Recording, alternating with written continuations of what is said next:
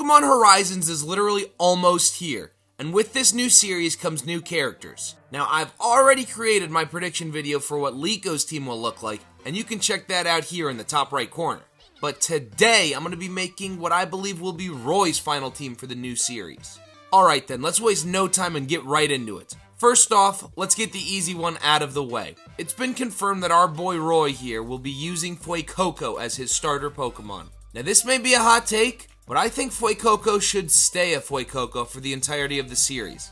Fuecoco is way more popular than his other forms, so I think from a merchandising standpoint, it would be best for the Pokemon Company to keep him as is. Now of course he could still be pretty powerful in his base form, and I honestly see a lot of similarities between this Fuecoco and Ash's Rowlet from the Sun and Moon series.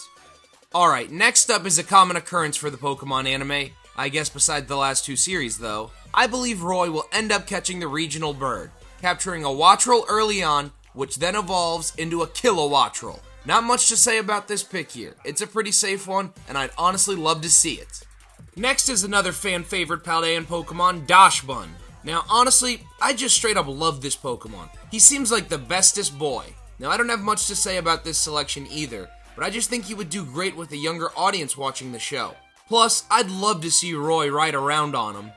For his next Pokemon, we're gonna play the role of the Pokemon Company and cater to the Gen 1 fans here. And yes, I guess this kind of makes sense, at least considering that part of the series will take place in Kanto. So with that being said, I'm giving Roy Clefairy. Yes, I think this could work, as Clefairy has never really had a prominent role in the entire history of the anime, even though Clefairy was almost Ash's first ever Pokemon and could have been the mascot of the entire franchise.